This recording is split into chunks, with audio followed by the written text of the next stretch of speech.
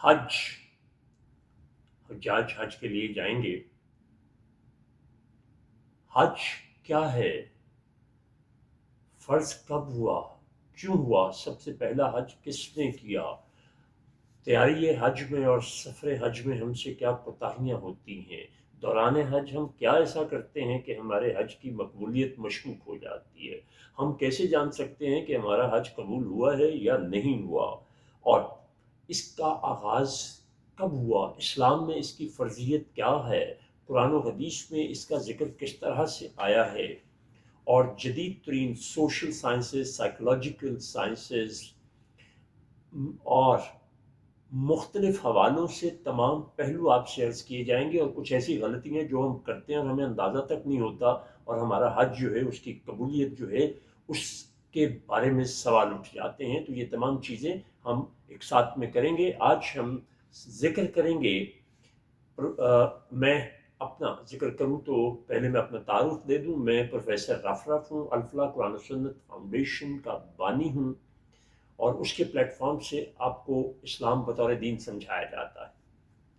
اب سب سے پہلے میں بیان کروں گا کہ لفظ حج کا مطلب کیا ہے اور ہم کیا سمجھتے ہیں. ہم حج کا مطلب یہ سمجھتے ہیں کہ ہم جہاں رہتے ہیں اپنے گھر سے نکلے ہیں، اور نکل کر ہم نے سفر کرتے ہوئے خانہ کعبہ میں پہنچے، وہاں جو ریچولز تھے مناسک ادا کیے، مدینہ گئے اور پھر فارغ ہو کے گھر آ گئے. یہ اس کے اصطلاحی معنی ہیں. لفظ حج جو ہے عربی زبان کا لفظ ہے، اور اس کے بنیادی معنی ہوتے ہیں ارادہ کرنا، قصد کرنا کسی عمل کا.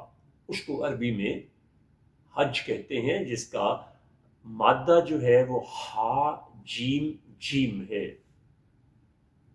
اب ہم دیکھتے ہیں کہ دنیا میں ہر کام کا کبھی نہ کبھی آغاز ہوا ہوتا ہے.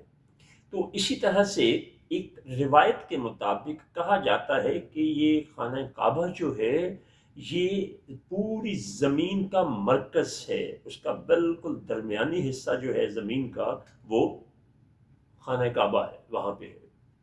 یہ روایت کی بات میں کر رہا ہوں.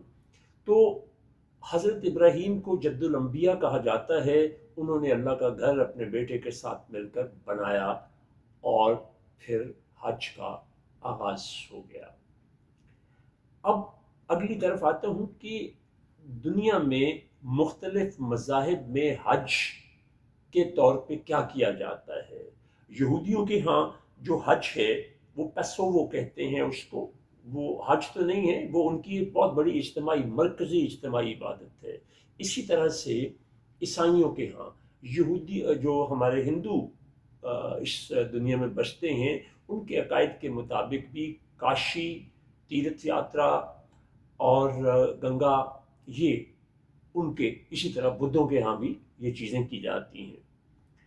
تو اسلام کا تصور حج کتنا اور کیسے مختلف ہے، اور ہمیں یہ سمجھنا کیوں ضروری ہے، یہ انشاءاللہ ہم اگلے سبق میں دیکھیں گے. بہت شکریہ.